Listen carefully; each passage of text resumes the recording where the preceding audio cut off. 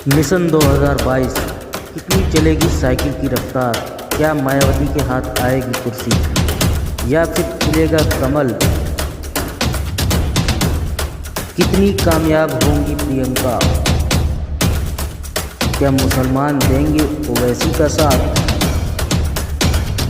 किसकी होगी कुर्सी? कौन बनेगा सीएम? देखिए आपके शहर का सर्वे यूपी टॉप न्यूज़। विवेक यादव के साथ मौजूद हैं जिनका परिवार का भी राजनीतिक स्वरूप रहा है। जौनपुर की राजनीति में एक अलग पहचान रही है। पूर्वांचल विश्वविद्यालय इनके परिवार की देन है। आइए हम बात करते हैं कि क्या है इनकी आगे की तैयारी, 2022 की तैयारी क्या तैयारी?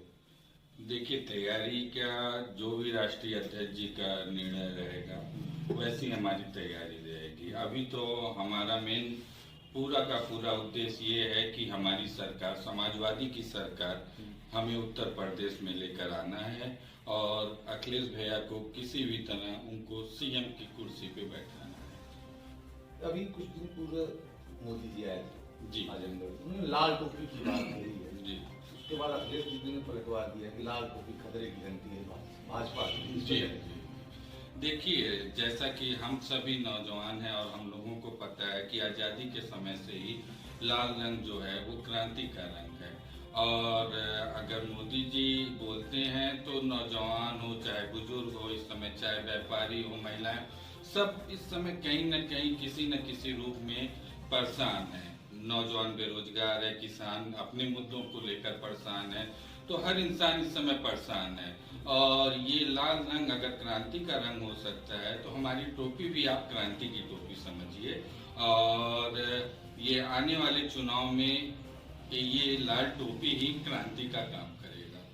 अभी अखिलेश जी आए थे गाजीपुर से जाना था उनको, तो काफी भीड़ उनकी गाड़ी के पीछे पीछे टहल रही थी यार। उनको देखने का मतलब इतनी भीड़ थी कि हम बता नहीं सकते। सड़कों पे पूर्वांचल में लोग इंतजार कर रहे थे, चाहे वो 2 बजे रात हो चाहे 12 बजे। तो कहीं न कहीं उनका ग्राफ बढ़ा, इस पर क्या कहेंगे?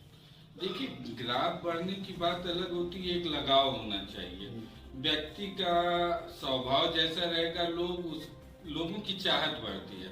तो हमारे राष्ट्रीय अध्यक्ष जी का स्वभाव ऐसा है कि अगर आप भी एक बार मिलोगे उनसे तो शायद आप भी उनके मुरीद बन जाओगे। और जो उन्होंने अपने 5 साल के शासन में किया, सच्चाई यही है उत्तर प्रदेश की, जो उन्होंने अपने 5 साल के शासन में किया उसको भाजपा आज भी भुना रही है और उन्हीं चीजों को विकास बता रही है। तो वो विकास तो 5 साल पहले ही हो चुका। तो जनता उनसे आने वाले समय में वही उम्मीद करती है कि सपा शासन में जैसा विकास हुआ था 2022 के बाद जब सपा की सरकार बनेगी तो वैसा ही विकास आगे जाएगा, वैसे ही उत्तर प्रदेश का विकास होगा। और लोगों की एक उम्मीद है, अब लोग इतने लॉकडाउन, नोटबंदी, इन सब चीजों से इतने परेशान हो चुके हैं कि बहुत से घर, आप देखिए, आप अगर गांव में जाओ तो आप ये देखोगे कि बहुत से घर, बहुत से ऐसे नौजवान हैं जिनके पास कोई काम नहीं है। गांव में लोगों के पास खाने के लिए अनाज तक नहीं है। तेल इतने महंगे हो गए हैं, चाहे आप खाने के तेल का, खाद्यान्न से रिलेटेड तेलों का आप ले लो, चाहे तो पेट्रोल डीजल। मानता हूं कि 5-10 रुपए कम हुए, लेकिन वही चीज है ना कि इतने भी कम नहीं हो गए हैं कि एक नौजवान जो बेरोजगार है वो जा सके कहीं। डीजल पेट्रोल में कहीं सीएनजी बढ़ा दिए। डीजल जहाँ सीएनजी 54 रुपए था, आज 78 रुपए बिक रहा है। जौनपुर की बता रहा हूं। उसके पीछे रीजन है ना भैया, क्योंकि गाड़ियां धीरे धीरे सीएनजी होती जा रही हैं। तो ये दूरदर्शी सोच है कि महंगा करो, आगे पेट्रोल डीजल की खपत कम करो। अभी जैसे बोल रहे हैं इलेक्ट्रॉनिक गाड़ियां आएंगी, ठीक है, लेते तो आओगे, लेकिन उसको चार्ज करने के लिए बिजली के बिल को भी तो आप बताओ। आज बहुत से ऐसे धंधे बंद हो गए हैं जो अपना बिजली का बिल नहीं जमा कर पा रहे हैं। इतना महंगा बिजली का बिल हो गया कि वो अपने एक साल के प्रॉफिट को अगर कैलकुलेट करें तो शायद उनका पूरा का पूरा पैसा बिजली के बिल को भरने में लग जाएगा। और छोटे से छोटे किसान, छोटे से छोटे गांव का मजदूर आदमी और बहुत से गरीब जो हैं, उनके घर भी मीटर लग गया है। क्या सरकारें पहले नहीं आई थी क्या? लेकिन इन सबको बिजली मुहैया जो कराया जाता था वो भी तो उस समय फ्री में कराया जाता था।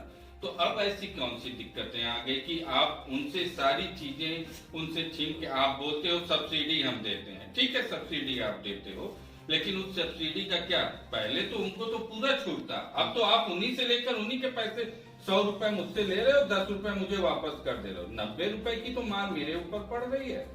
अच्छा ये बताइए कि जैसे अभी चुनाव हुआ था जी, सीएम आए थे, मंच से कहा था, काफी योजनाओं को गिनाया था कि हम आपको ये देंगे, क्या वो योजनाएं मल्हनी को मिली? अगर मल्हनी को मिली होती तो शायद उनका प्रत्याशी जीत गया होता, नहीं मिली तभी हारा।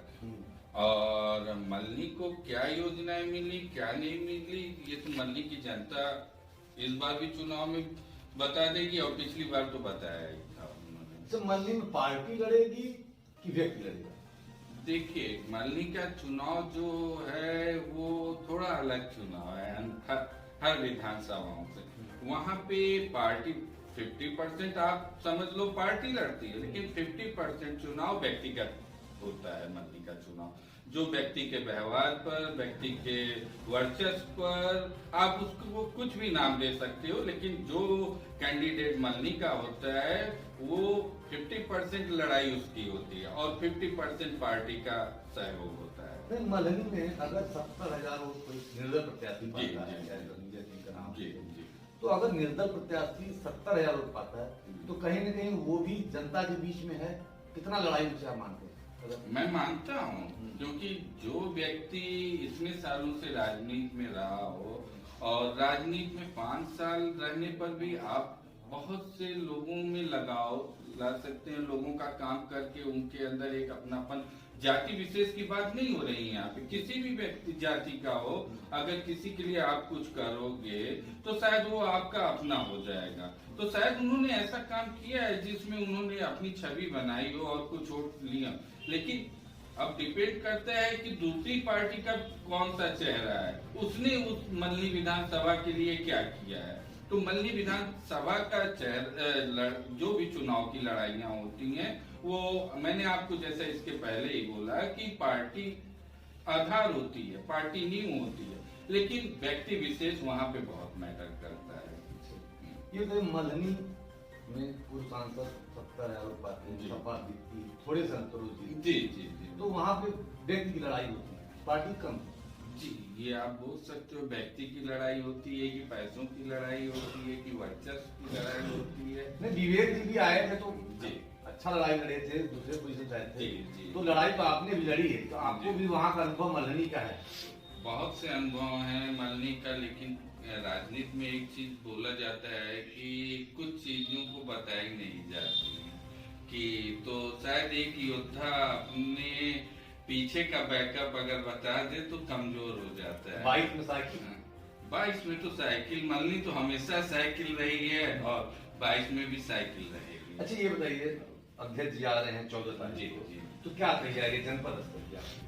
देखिए, मेरी जो तैयारी है, मुझे बस अभी ये दिख रहा है कि मेरा नेता सीएम कैसे बने, और उसके लिए हम लोगों को जो भी करना होगा और वो हम लोग पूरी ताकत के साथ वो पूरी तैयारी करेंगे। जैसा आपने बुंदेलखंड की भीड़ को देखा और मेरठ का देखा और भी अन्य जगहों का जहाँ जहाँ पे विजय रथ यात्रा जा चुकी है, तो हम उम्मीद और कोशिश पूरी यही कर रहे हैं कि वहां से हम 19 नहीं 20 ही रहें, और वही तैयारी हमारी हो रही है। भीड़ से तो लग रहा है कि अखिलेश भैया का प्यार ज्यादा जनता के प्रति है, हर जगह भीड़, मतलब कोई प्रशासनिक हमला नहीं है, कोई सिस्टम नहीं, उसके बाद भी भीड़ अखिलेश भैया के साथ में, तो यहाँ भी भीड़ दिखेगी, क्यों नहीं दिखेगी। और जिस जगह पे आ रहे हैं वो तो सपा का गढ़ है। पूर्वांचल एक ऐसा, आप पूर्वांचल को अगर ले लो तो पूर्वांचल समाजवादी पार्टी की रीढ़ है, जहां से सीटें इतनी आती हैं कि वही ये डिसीजन करता है पूर्वांचल ही कि उत्तर प्रदेश का सीएम कौन बनेगा। और उत्तर प्रदेश के पूर्वांचल की चाहत चाहे कोई भी हो, हर नौजवान का चहेता हमारे अखिलेश भैया है। तो ये थे विवेक भैया जो कह रहे थे कि जो पूर्वांचल एक ऐसा क्षेत्र है जो यहाँ यूपी का स्टार क्लियर करता है कौन यहाँ का मुख्यमंत्री होगा, इसलिए सभी बड़े नेताओं की निगाह सिर्फ पूर्वांचल पर है और ऐसे में पूर्व मुख्यमंत्री अखिलेश यादव 14 को आ रहे हैं। अब देखना यह है कि कितना भीड़ अखिलेश की रैली में होता है। दीपक सिंह, जौनपुर। सब्सक्राइब करिए